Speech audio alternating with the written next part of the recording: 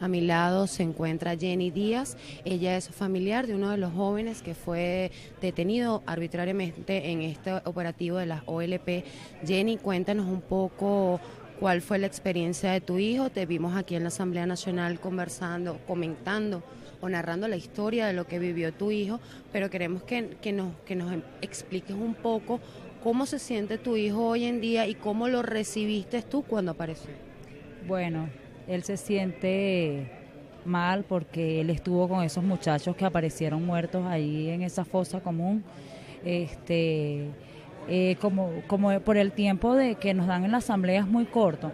A mí, no, yo, o sea, no recuerdo bien si lo dije o no, pero a mí la defensoría sí me ayudó. O sea, la defensoría me ayudó muchísimo, le agradezco de verdad. Mi hijo estuvo 17 días hospitalizado luego de haberlo encontrado porque Tarek William Saad lo mandó a hospitalizar pues en el Hospital Pérez de León 2 de Petare, y él estuvo 17 días ahí y le brindaron el servicio. ¿Qué fue lo que le hicieron, Jenny? ¿Qué tipo de tortura recibió tu hijo? Bueno, a él le colocaron electricidad en todo el cuerpo, como lo dije allá adentro, en sus partes íntimas. Le pegaron muchísimo. Él dice que lo envolvían en una colchoneta para pegarle con un tubo. ¿Por qué razón? ¿Qué le decían ellos el por qué le estaban pegando? No, ellos se llevaron a mi hijo porque supuestamente mi hijo era un azote de la zona. Eso fue lo que ellos al principio. ¿Cómo entraron a tu casa los militares? O sea, entraron porque eso como son cercas, nosotros vivimos en parcelas y cada parcela tiene su cerca, y allá se cayó un samán y como la cerca está caída de esa zona, ellos entraron por ese lado.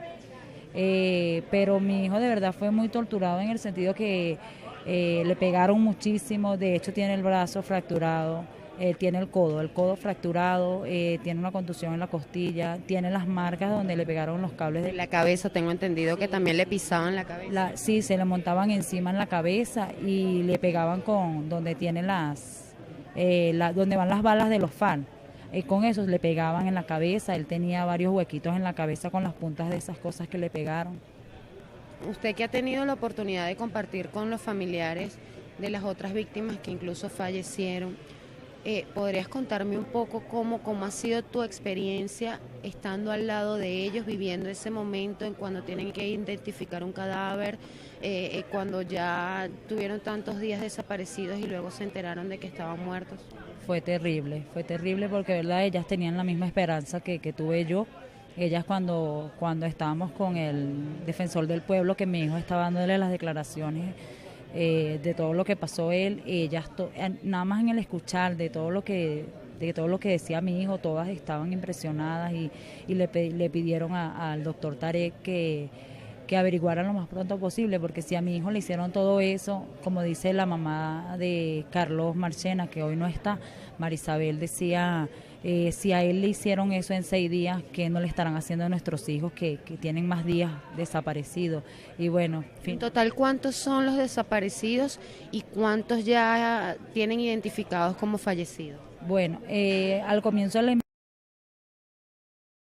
investigación de nosotros como madres fueron 32.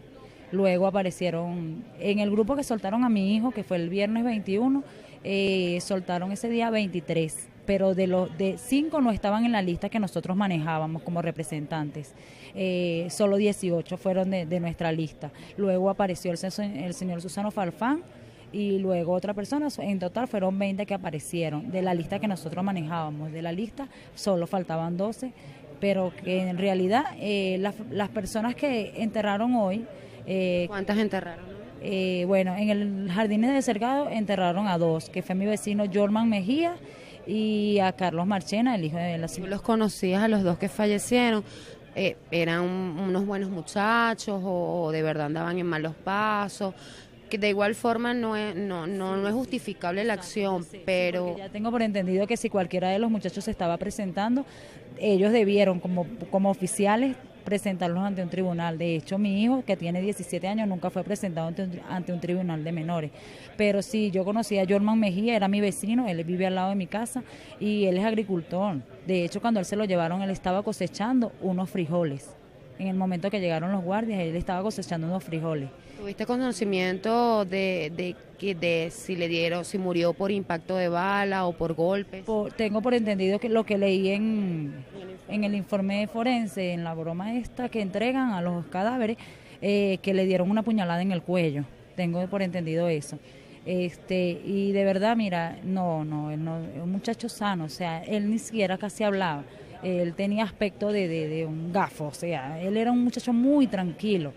¿Crees que las OLP de verdad pueden lograr, porque la bancada del oficialismo dijo que bueno, que fue un caso aislado, pero también hemos escuchado otros casos ya de violación a derechos humanos en el caso de las OLP? Tú como madre que tu hijo vivió eso y sabes quién es tu hijo, ¿tú crees que la OLP sea una alternativa o una opción para erradicar lo que es la violencia o la inseguridad, mejor dicho? No lo creo, porque deberíamos de sentirnos más bien protegidos, como se lo dije yo al alcalde de Acevedo. Yo no estaba en contra de nada que implementara para la seguridad de la ciudadanía, pero no esto no, o sea, torturar a una persona así para que hable. Primero a mi hijo, como te estoy diciendo, a mi hijo se lo llevaron porque era el supuesto azote de barrio, de allá. Era el azote, le tomaron fotos desnudo y lo llevaron a donde nosotros vivíamos a preguntarle a las personas, pues, que si él era un muchacho de buen comportamiento o no. Luego le dijeron a mi hijo que él era el garitero, de que él avisaba a los malandros de allá cuando venía la policía. Y luego lo estaban involucrando con la muerte de un coronel que mataron por allá en Barlovento. En realidad, no sé cuál es el motivo por el cual se llevaron a mi hijo. Hay muchas versiones en el procedimiento. Sí, porque es lo que dice mi hijo, que ellos le decían eso. Eres el azote, eres el garitero. Y lo último que le dijeron fue que si él le pertenecía a la banda de los que asesinaron al coronel. Y tengo por entendido que leí también en un periódico de internet, unas cosas por internet, que a los 12 los están asociando con que ellos trabajaban con el teniente coronel, según le debían una... ¿Trabajaban en qué? Trabajaban picando carros. Eso fue lo que yo leí hoy. Yo lo leí, que ellos trabajaban para el coronel y como ellos le debían una plata, por eso fueron ajusticiados. Pero quiero recalcar que mi hijo solo conocía, de todas esas personas, solo conocía a Jorman Mejía porque era mi vecino y a Anthony Vargas porque estudiaban en el mismo liceo. Anthony es el muchacho de 18 años que deja una bebé de 7 meses de nacida y culminó los estudios farmacéuticos, estaba haciendo cursos farmacéuticos. Él era un muchacho muy sano. Y a ellos lo vincularon como una banda y yo no conocía a los demás muchachos, mi hijo no conocía a los demás muchachos, los conoció allá adentro metidos. Donde recibieron los tratos crueles e inhumanos y donde finalmente algunos fallecieron. ¿Cuál es tu llamado como madre venezolana?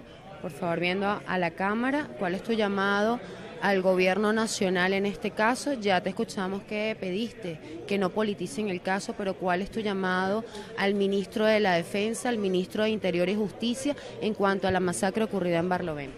Bueno, mi llamado de verdad es a que tomemos reflexión, porque no es justo lo que hicieron esos señores, porque ya no son funcionarios, no es justo de que tomen la alternativa de quitarle la vida a alguien o no, porque si alguno de ellos estaba tengo por entendido que uno de ellos estaba presentando, él estaba cumpliendo, como ya lo dije, él estaba cumpliendo al presentarse y no permitieron que el Estado como tal se encargara de cómo ese muchacho iba a pagar por lo que se estaba presentando.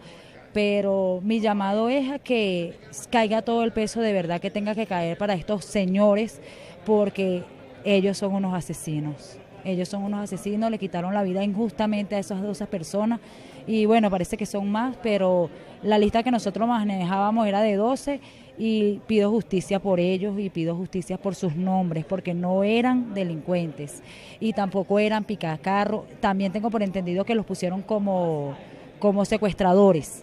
Ellos no se conocían, yo no conocía a las madres de esos muchachos hasta ese momento que se llevaron a mi hijo para allá. Ahí fue donde nosotros nos conocimos y comenzamos con esta lucha de la búsqueda, que como les dije antes, le doy la gloria a Dios que mi hijo apareció con vida. Gracias. Bien, escuchamos declaraciones de Jenny Díaz, ella es madre de uno de los jóvenes que con suerte logró aparecer vivo, aunque con algunas complicaciones de salud debido a golpes que recibió por parte de funcionarios militares que comandaban la OLP. Esta es la información que ya tenemos finalizando la tarde de este martes en la Asamblea Nacional. Muchísimas gracias por acompañarnos a través de nuestras transmisiones por BPI TV, Venezolanos por la Información, y quien reportó para ustedes, Mildred Manrique.